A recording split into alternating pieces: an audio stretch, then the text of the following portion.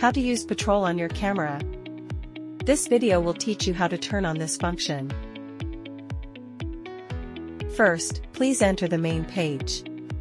Tap the ellipsis button in the upper right corner of the device. Tap Device Settings. Scroll down and find Patrol Settings. Tap Patrol Settings. Switch on Scheduled Patrol. Select a patrol type. Set the patrol schedule according to your own needs.